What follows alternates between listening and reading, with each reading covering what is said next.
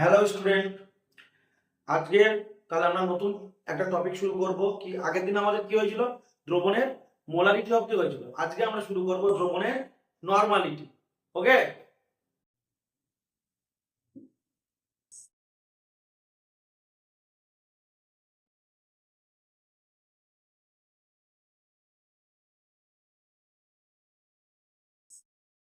এটাকে আমরা কি দিয়ে রিপ্রেজেন্ট করি? বড় হাতের এন দিয়ে রিপ্রেজেন্ট করি। এটা তাহলে ডেফিনেশন গুলো মুখস্থ করার কোনো দরকার নেই। ডেফিনেশন গুলো হচ্ছে জাস্ট ফর আন্ডারস্ট্যান্ডিং এর জন্য। 1 লিটার বা 1000 ml কোনো কোনো দেওয়ার দরকার নেই। 1000 ml দ্রবণের মধ্যে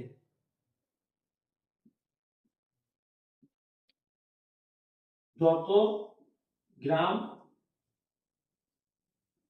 তুল্যাঙ্ক সংখ্যা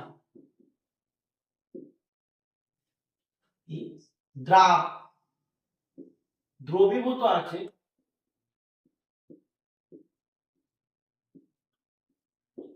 সেই সংখ্যাকে নরমালিটি বলে। ওকে, তাহলে আমাদের এখানে নরমালিটি যে সমীকরণটা এসে দাঁড়াবে,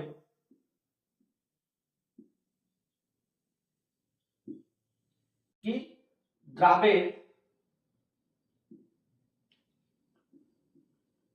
গ্রাম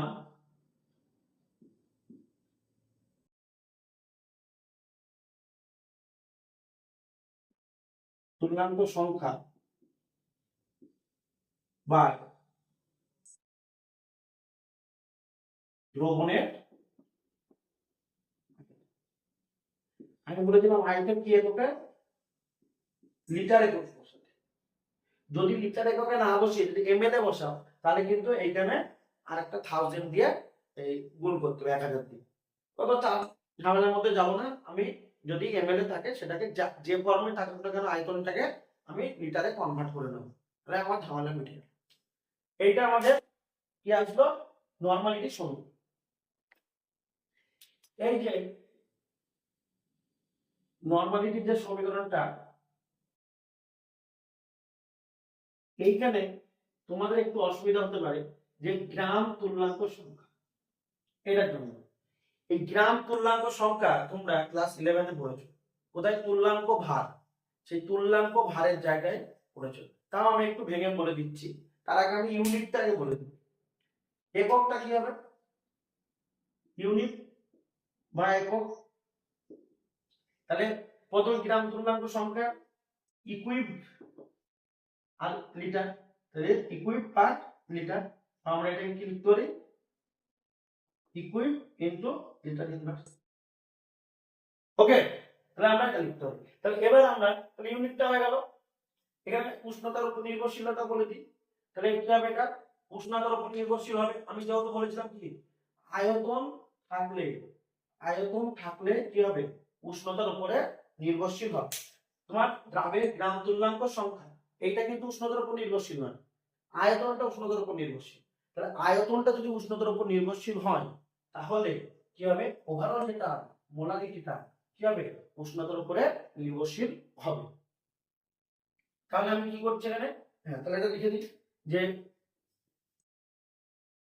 নরমালিটি কি টেম্পারেচার ডিপেন্ডেন্ট। ওকে, তাহলে টেম্পারেচারের উপরে নির্ভরশীল। এবার যেটা বলতে যাচ্ছিলাম যে দ্রাবের গ্রাম তুল্যাঙ্ক সংখ্যা, এইটা নিয়ে আমরা একটু আলোচনা করব। তার আগে তুমি এটা দেখে নাও। আমি এই দুটো বুঝবো, এটা থাক।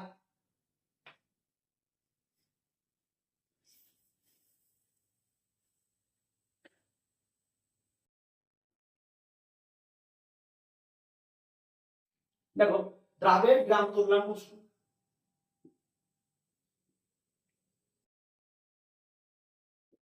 গ্রাম তুল্যাঙ্ক সংখ্যা। এইটা সমান কি হয়? সংখ্যা। এটা সমান কি হয়? দ্রাবের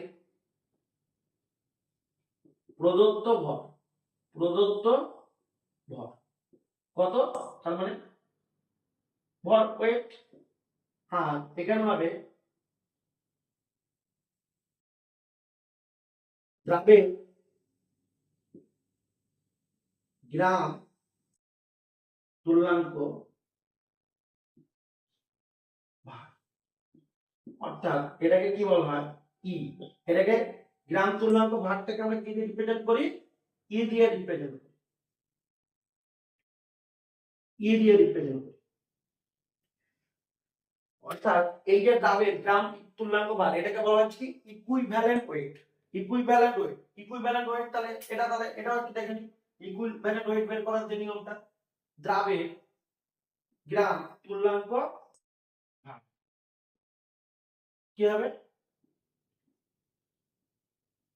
দ্রাবের আণবিক ভর, আণবিক ভর। এবার দেখো এখানে দ্রাব আছে, যদি এটা দ্রাব না হয়ে যদি অ্যাটম হতো, তাহলে আণবিক ভরের জায়গায় কি হতো? পারমাণবিক ভর। আর যদি সমযোজী দ্রব্যের জায়গায় যদি তড়িৎযোজী হয়, তাহলে সেক্ষেত্রে কি হবে? সংকেত ভর। তাহলে দ্রাবের আণবিক ভর বাই যোজ্য, এই যোজ্যতা জায়গায় অনেকে আমরা কি লিখি? N fact.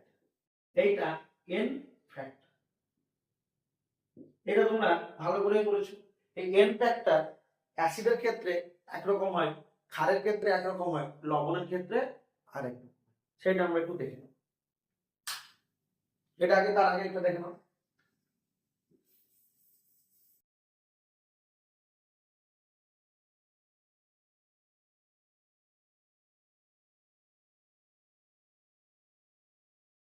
দেখো প্রথমে অ্যাসিড, তাহলে অ্যাসিডের ক্ষেত্রে এটাকে আমরা কি বলি? ক্ষার গ্রাহিকা বা বাকি এন ফ্যাক্টর। এন ফ্যাক্টর অনেক জায়গায় আবার এক্স ফ্যাক্টরও লেখা থাকে অনেক বইয়ে, তোমরা সেটা দেখে রাখবে। যেরকম H2SO,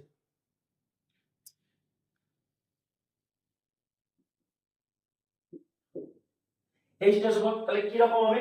যতগুলা হাইড্রোজেন অ্যাসিড, যতগুলা হাইড্রোজেন কি করবে? রিলিজ করবে, ছাড়বে, সেটাই হচ্ছে তার কি হচ্ছে? ক্ষার গ্রাহিকা। ক্ষার গ্রাহিকা মানে কি? ক্ষারকে খেয়ে নিচ্ছে। তাহলে যতগুলা ধরো H প্লাস হবে, আর NOH বা ক্ষার মানে কি? OH, তাহলে এই Hটাকে এই এর সাথে কি করবে? জল উৎপন্ন করবে। তাহলে এই যে এই OHটা কি, OHটা কি হচ্ছে? ক্ষার, তার ক্ষারীয়তা শো করছে। তাহলে সেই ক্ষার, সেই যৌগের ক্ষারীয়তাটা কি করছে? নষ্ট করে দিচ্ছে কে? এই H প্লাস। ওই জন্য মনে হচ্ছে H প্লাসটা গিয়ে এই ক্ষারটাকে কি করছে? খেয়ে নিচ্ছে। ওই জন্য অ্যাসিডের কি হয়? ক্ষার গ্রাহিকা। অ্যাসিডের কি হয়? ক্ষার গ্রাহিকা। এটাকে আমরা কিন্তু এন ফ্যাক্টর বলি। তাহলে অ্যাসিডের ক্ষার গ্রাহিকা, এই সালফিউরিক অ্যাসিড কটা ক্ষারকে খাবো? আমরা জানি দুটো ক্ষারকে। যেহেতু এখান থেকে কটা H প্লাস বেরোবে? দুটো H প্লাস বেরোবে। এখানে কটা H প্লাস বেরোবে? দুটো H প্লাস বেরোবে। ওর জন্য এর ক্ষার গ্রাহিকা 2। এন ফ্যাক্টরটাও কত হবে? 2ই হবে। এন ফ্যাক্টরটা কত হবে? 2ই হবে। এজন্য মারা যাবে। তাহলে বলো HCl কি হবে? HCl কটা দেয়? একটা H ছাড়ে, তাহলে এর ক্ষার গ্রাহিকা কত হবে? 1 হবে। যদি বলি HNO3 কত হবে? এর ক্ষার এও একটা ছাড়ে, তাহলে এর ক্ষার গ্রাহিকা কত হবে? 1 হবে। যদি বলি H3PO4 ফসফরিক অ্যাসিড, তাহলে এর কত হবে? 3টে H প্লাস ছাড়ে, এর ক্ষার গ্রাহিকা কত হবে? 3 হবে। ওকে, তাহলে আমাদের এটা অ্যাসিডের গেল। এই করে জানলে মোটামুটি হবে। আরো তোমার কোশ্চেন যখন করবো আমরা, তখন সেই অনুযায়ী যখনই থাকে অন্য কিছু অ্যাসিড, সেই জায়গাটা আমরা দেখব।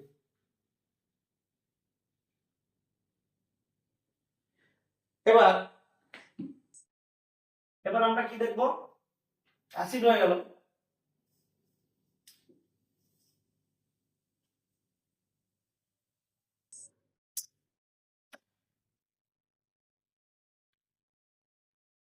দেখবো বেস অর্থাৎ ক্ষার। তাহলে ক্ষার মানে কি? বেস বা ক্ষার মানে যারা ওএইচ রিলিজ করে, ওএইচ মাইনাস, এর কি হবে? অম্ল গ্রাহিতা। এই অম্ল গ্রাহিতাটাকে কি বলবো না? ইনফেক্টর। কার ক্ষেত্রে? ক্ষারের। তাহলে কি রকম? বেস মানে কি? যারা আরএনএস বেস হয় তারা কি হয়? OH মাইনাস রিলিজ করে। তাহলে OH মাইনাস কি করবে? অ্যাসিডের সাথে, অ্যাসিডের H প্লাস এর একটা OH কি করছে? একটা অ্যাসিডের যে অ্যাসিডের যে কার্যকারিতা সেটাকে মনে হচ্ছে খেয়ে নিচ্ছে, এরা দুজনে কি করবে? জল উৎপন্ন করবে। তার জন্য এই বেস কি করছে? মনে হচ্ছে যেন একটা অ্যাসিডকে, একটা অম্লকে খেয়ে নিচ্ছে, ওই জন্য এটাকে বলা হচ্ছে অম্লগ্রাহিতা। তাহলে দেখো NaOH, এখান থেকে কটা OH মাইনাস রিলিজ হয়? একটা। তাহলে এর অম্লগ্রাহিতা কত হবে? 1। তারপরে দেখো, তারপরে ক্যালসিয়াম হাইড্রোক্সাইড, এখান থেকে কটা এই OH রিলিজ হবে? এখান থেকে কটা OH রিলিজ হবে? দুটো OH রিলিজ হবে। তাহলে এর কার্বন 2। এরকম ভাবে আর যদি থাকে সেরকম হবে যতগুলো থাকে। এবার আমরা কি দেখবো? লবণটা দেখব। লবণটা একটু অন্য।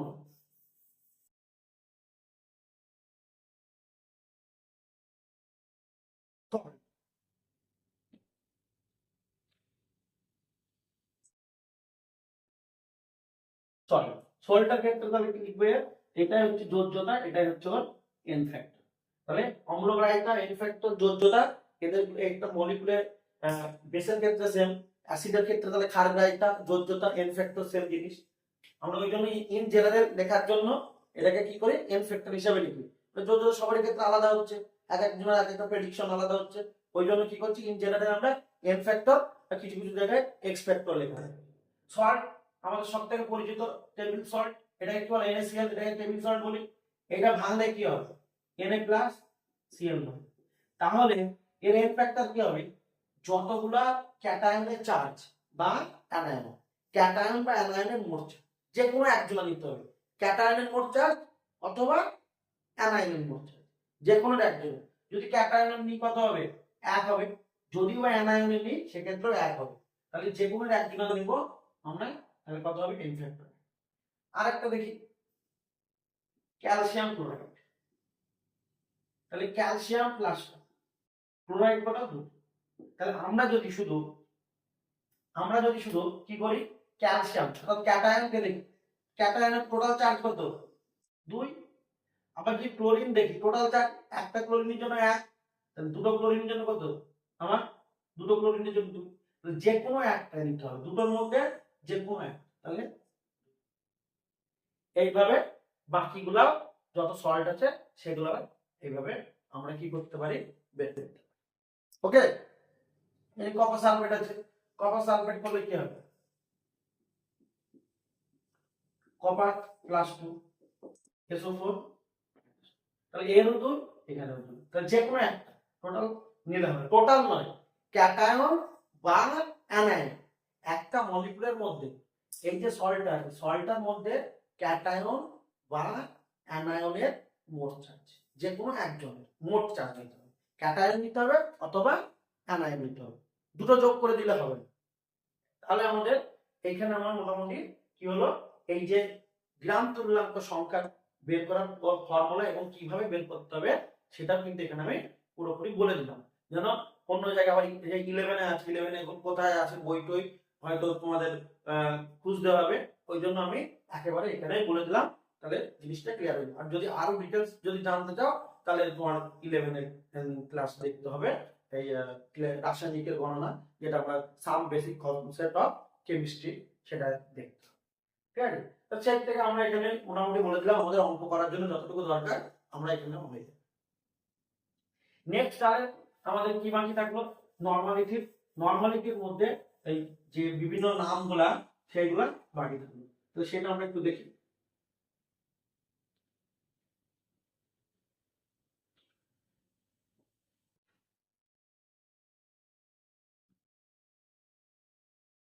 তাহলে প্রথমে কি? দ্রবণের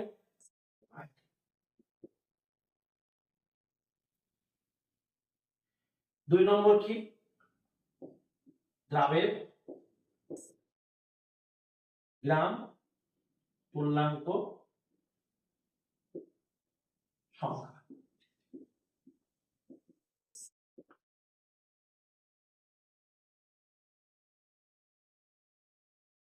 তারপরে দ্রবণের নরমালিটি,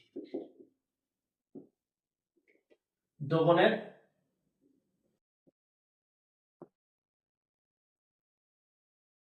মাত্রা সংখ্যা। নেক্সট হচ্ছে কি, দ্রবণের নাম।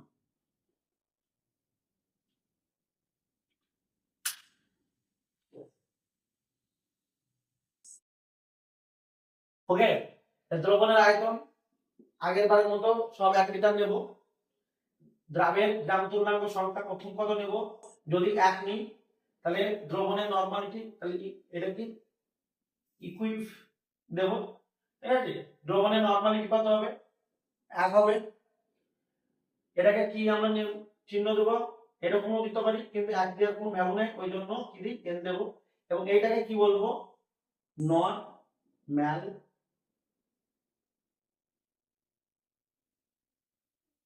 দ্রবণ। তাহলে দেখো, যেরকম মোলারিটির ক্ষেত্রে যদি দ্রবণের আয়তন যদি 1 লিটার হয় এবং দ্রাবের মোল সংখ্যা যদি 1 মোল হতো, তাহলে সেটাকে আমরা কি বলতাম, মোলার দ্রবণ। সেই রকম ভাবে নরমালিটির ক্ষেত্রে দ্রবণের আয়তন 1 লিটার, দ্রাবের গ্রাম তুল্যাঙ্ক সংখ্যা যদি 1 ইকুইভ এবং দ্রবণের নরমালিটি 1, দ্রবণের মাত্রা যদি n হয়, তাহলে ওই দ্রবণের নাম কি দেব, নরমাল দ্রবণ। নরমাল দ্রবণ। নেক্সট, আগের মতো সেম, একদম সেম আগেরটার মতো, শুধু ওখানে কি ছিল, মোলার ছিল, এখানে নরমাল। এটা 2 দেব, এটা 2 দেব, এটা 2 হয়ে যাবে, এটা 2 হয়ে যাবে, তাহলে এটা কি হয়ে যাবে, বাই নরমাল দ্রবণ।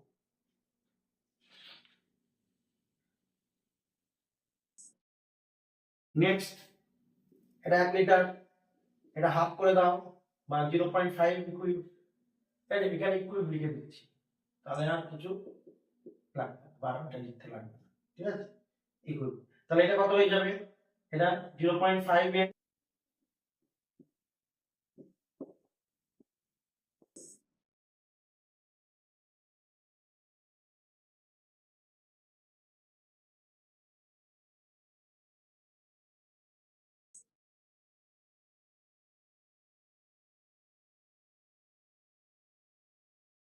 তাহলে এটা n/2 সেমি নরমাল দ্রবণ। এটা 1 লিটার, এটা কত করে দেবে, এবার 1/10, বা এটাকে 1/10 মানে 0.1, আমি আর 1 দিচ্ছি না, তাহলে এটা 1/10 হবে, তাহলে এটা কত হয়ে যাবে, n/10। তাহলে এটা কি হয়ে যাবে, ডেসি নরমাল দ্রবণ। নেক্সট, সেম আগের মতো, শুধু আগেরটা কি ছিল, মোলার, আর এটা হচ্ছে কি নরমাল।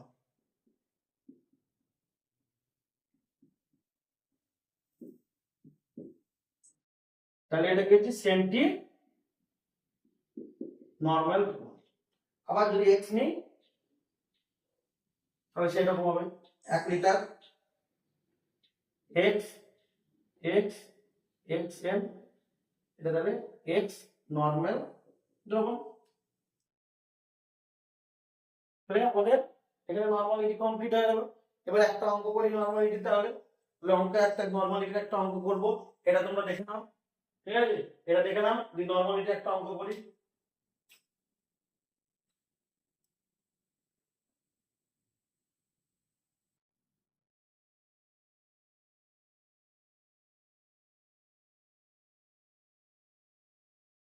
দেখে নিয়েছো, এটা মুছে দিচ্ছি এবার।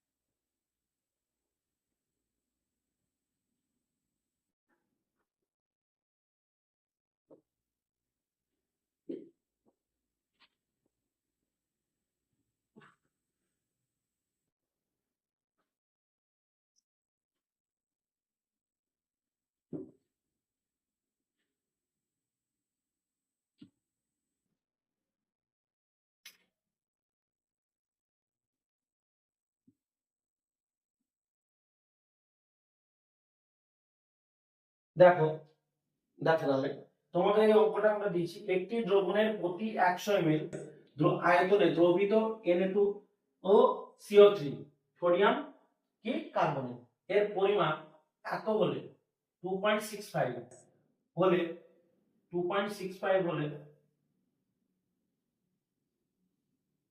হলে দ্রবণের নরমালিটি। তাহলে কিরকম করব, প্রথমে দ্রবণের আয়তন কোন এককে, লিটার এককে, এটাকে কি দিয়ে রিপ্রেজেন্ট করব, ভি দিয়ে। তাহলে কি হবে বলো, 100 ml 1000 দিয়ে ভাগ 0.1 লিটার। এবারে যে দ্রাবের, তাহলে এখানে কি দেয়া আছে, এখানে Na2CO3 পরিমাণ দেয়া আছে।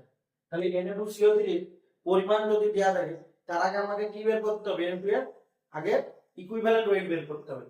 দ্রাবের কি করতে হবে, গ্রাম তুল্যাঙ্ক ভার আমাকে বের করতে হবে, কত সেটা। তাহলে Na2CO3 এর আণবিক ভর সেটা আমাকে বের করতে হবে।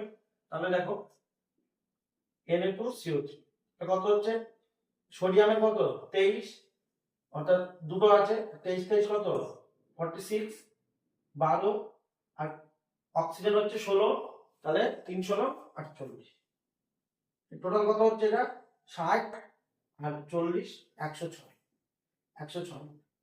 তাহলে 106 এখানে কত হবে Na2CO3, তাহলে আমাদের এটা কি একটা সল্ট, Na2CO3 কি, তাহলে এর ক্ষার গ্রাহিতা আমাকে বের করতে হবে। তাহলে 2Na+ এবং তার সাথে CO3 2, তাহলে ক্যাটায়ন বা অ্যানায়ন যে কোনো একজন নিতে হবে, এটারও 2 হবে এটারও 2 হবে, তাহলে 2 নিলাম। তাহলে আমার ই এর মান কত হবে 106, তাহলে 106 থেকে 2 করলে কত হবে বলো, কাটাকাটি করো 53 হবে হচ্ছে। তাহলে এটা গ্রাম তুল্যাঙ্ক ভারটা 53 হচ্ছে। এবার তাহলে গ্রাম তুল্যাঙ্ক থেকে আমরা কি করব, গ্রাম তুল্যাঙ্ক সংখ্যা। তাহলে দ্রাবের গ্রাম তুল্যাঙ্ক সংখ্যা বের, সেটার জন্য প্রদত্ত ভর দেওয়া আছে 2.65, তার সাথে কত 53, ঠিক আছে। তাহলে এটা আমরা তাহলে করলে আমাদের কি চলে আসবে, এটা যে ওয়েটটা ইকুইভ্যালেন্ট ওয়েটটা চলে আসবে, এই সংখ্যাটা চলে আসবে। আমি এটা কাটাকাটি করছি না, এটাকে এইভাবে রাখছি। এবার আমরা যে আমাদের সূত্র আছে সেটা আমরা বসিয়ে দেবো। নরমালিটি কি ছিল সূত্র,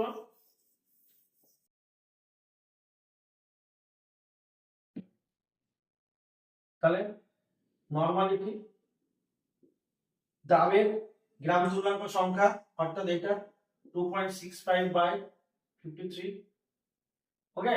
এর সাথে কি ছিল আমাদের আয়তন 0.1, ওকে। এটা তুলে দাও, উপরে কত 10, এটা তুলে দিলে কত 100, এটা কেটে গেল।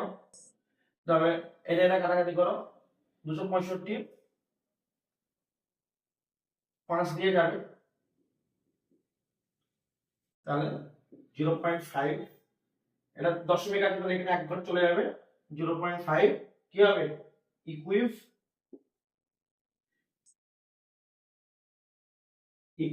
আর লিটার বা 0.5, এটা আমার অ্যান্সার, ওকে। অঙ্কগুলো কিন্তু এইভাবে করতে হবে, কিন্তু এটা তো আমরা নরমালি এটা এই অঙ্কগুলো একটু সহজ, এগুলো এগুলো আমরা যেগুলো একটা একটা করে করছি বলে এক একটা মাত্রা এক একটা করে অঙ্ক করছি, ওকে। এর সাথে যদি আমরা যখন আমরা পুরোটা হয়ে যাবে তখন কম্বিনেশন সবগুলো একসাথে মিলিয়ে করব, সেই রকম টাইপের অঙ্ক আমরা করব। আজকে তোমাদের ক্লাসটা এতদূর থাক, পরের দিন আমরা কি করব, দ্রবণের যে মোলারিটি আমি যে পড়ালাম আর নরমালিটি পড়ালাম, এদের মধ্যে একটা সম্পর্ক আছে, সেই সম্পর্কটা আমরা দেখব, সেই সম্পর্কটা আমরা দেখব পরের দিন ক্লাসে। তাহলে তোমাদের যদি ক্লাসটা খুবই ভালো লাগে তোমরা তাহলে ভালো ভালো শেয়ার করবে এবং তোমার বন্ধুদেরকে জানাবে, এবং তার সাথে কমেন্ট এবং লাইক করো। যদি কোনো তোমাদের বুঝতে অসুবিধা হয় কোনো জায়গা, তাহলে তোমরা অবশ্যই কমেন্ট করে জানাবে আমাকে যে এই জায়গাটা বুঝতে হচ্ছে, তাহলে পরের দিন ক্লাসে আমি সেটা অবশ্যই আমি কি করব, আমি বলে দেবো একবার, ওকে। তাহলে আজকের জন্য এটুকুই থাক, সবাই ভালো থেকো, গুড বাই, পরের দিন আবার দেখা হচ্ছে তোমার সাথে, তোমাদের সাথে। ওকে, বাই।